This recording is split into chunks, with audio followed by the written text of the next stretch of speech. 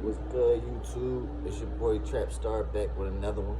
Don't forget to like, comment, and subscribe, man. You already know how we rock. Remember last video? We was talking about how I got locked up for the first time or whatever.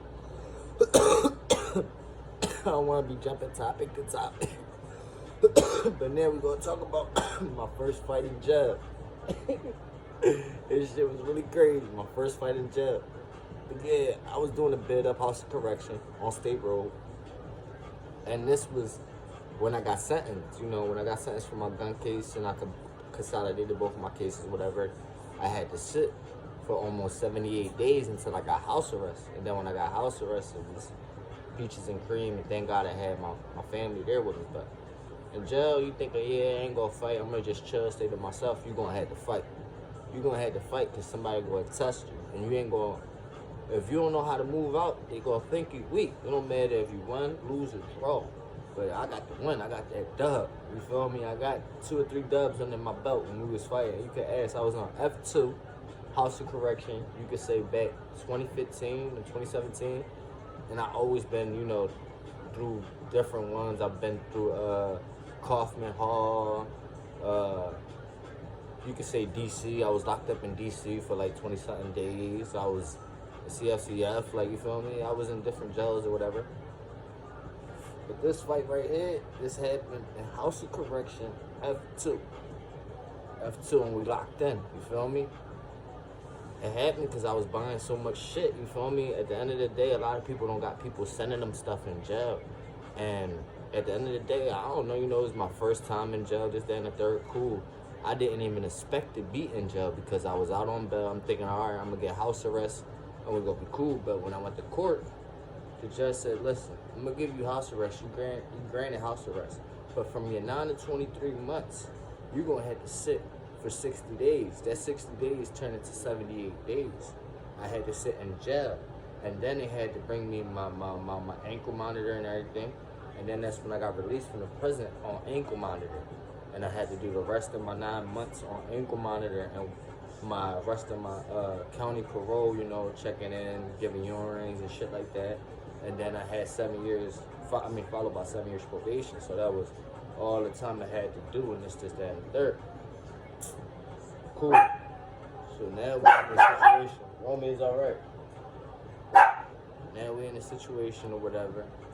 I'm buying all this shit. I got a big ass bag. People only going to the store for like $15 or shit. I'm going to the store $100 the first jump. Boom, because I got my deodorant, I got all of my shit, boom, boom, boom. Make a long story short, they like, damn, boy, what you think is, you Santa Claus or something with that big ass bag? Try to be funny and shit. I'm like, nah, that's just me, you know, at the end of the day, they're like, yeah, this, that, and the third, but nobody put me on hip to, you feel me? I know a couple niggas from down there and stuff, you feel me, for being locked up, but the moral of the story is you gotta make sure you're on top of your shit, and you gotta make sure that everything is in order. You feel me? You gotta make sure, all right, cool.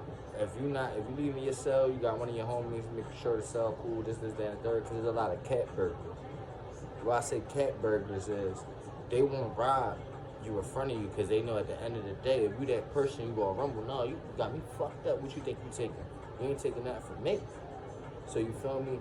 There's people that, you mean, at the end of the day, you gonna have to stand up, and that's the type of person I am. There's a lot of people like that. But cat burglars are people that they steal from you while you out your cell or when you moving around, you on a visit and shit like that. The only way you're gonna find out a cat burglar is always one of them OGs that's cleaning up on the block or whatever. And I'm the type of person, you feel me, at the end of the day, I'm gonna let people eat. So at the end of the day, you let people eat, they gonna let you know what's going on. Cool, what's going on, this, that, and the third. One of my OGs happened to be my lady's uncle from the street. So he'd been dug in for years, this, that, and third, in and out of jail. He already had things, real rap.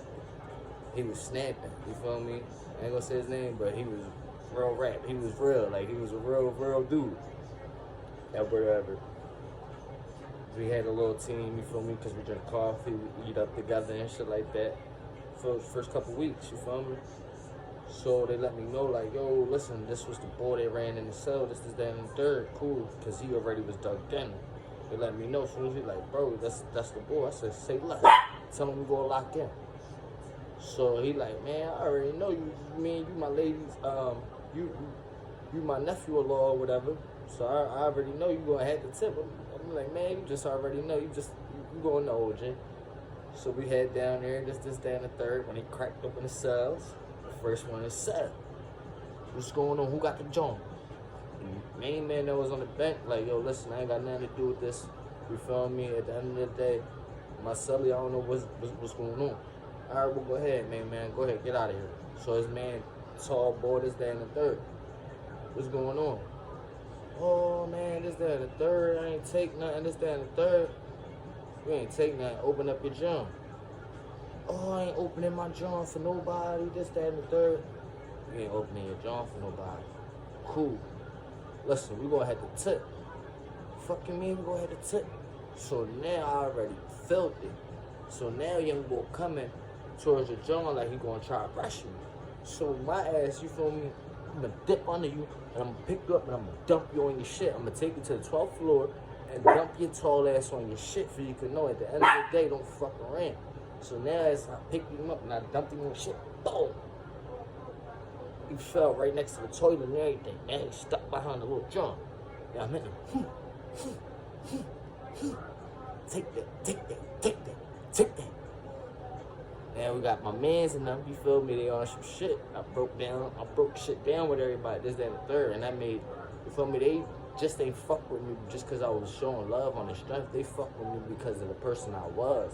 Like, yo, Chris always humble, there's something to talk about. We could chop it up, you feel me? Like, and I never felt used, and they never felt used because at the end of the day, it was certain niggas. Like, when you get locked up in the beginning, I never know these people from Mechanic Pink, but we was locked up from the district together. And then we got up to CFCF, and then we was on the quarantine block in CFCF and shit. And then we got, you know, certain niggas, you feel me? And then people that you coming in from the outside, like, oh shit, you running into some people. So if you know people from the street and you locked up, you feel me? You can't always count, but you gonna have to build relationships. And you gonna have to trust certain people. You can't just be like, oh, I'm gonna stick to myself, this, that, and the third. That's some bullshit. At the end of the day, you gotta remain humble. Yeah, you remain humble. You know, your goal is to do your time and get the fuck up out of there. But you also gotta let people know that you're not the one to play with. You feel me? So that first fight right there, and I already felt the energy because I'm half black, half Puerto Rican. I hang with the blacks, I hang with the Puerto Ricans. So at the end of the day, young boy was black, and he think, oh, this, that, and third, who the fuck is Poppy? You know, you got me fucked up. Ain't no Poppy this, I'm not your dad. You feel me? And I guess they must have felt some type of way about it, but at the end of the day, like, it was like how you want to give respect to people, you feel me? He didn't even know I was black. And say like, no, Chris, you fucked up. His dad is all black. My mom is all Puerto Rican. So you feel me? I'm mixed. I'm a nigga Rican. I show love to all of them, you feel me? Yo soy Boricua and yo soy Moriego. So it's like, at the end of the day, I show love to both sides. But that's just one of the little fights that I had up there and shit. And that shit was crazy because it's like, young boy, you dirty as shit like you was a cat burglar. And that's why I said, like, if you gotta be on top of this shit never happen again. If I would have never pushed the situation and let niggas know, yo, listen, what's going on, this, that, and third, people would think they could continue to do that thing. And that's fucked up in a way because they'll take your kindness for weakness. And you cannot let nobody take your kindness for weakness.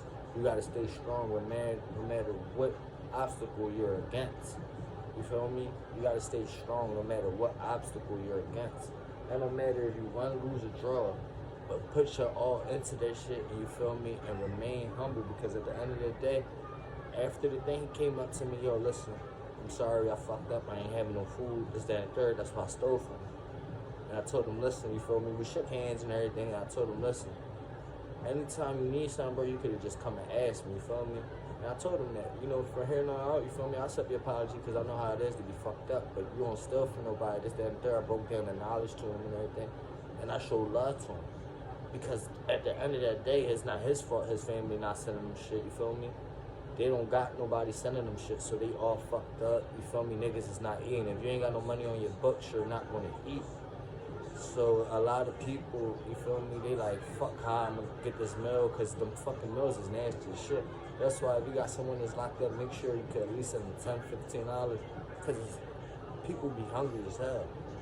just forget the phone. People be hungry as shit because them meals is not satisfying. It's not gonna help you unless you got money. If you got money, you can buy stuff. You feel me? Your cosmetics too. You feel me? Because you want at least you don't want to be in there fucking dirt ball. You gotta visit and stuff like that. You feel me? But that's just how I felt, man. I'm gonna come through with another one. You already know, man. Just keep showing me love. It's your boy Trap Star. I appreciate everything y'all doing. You already know. Let's run it up. One.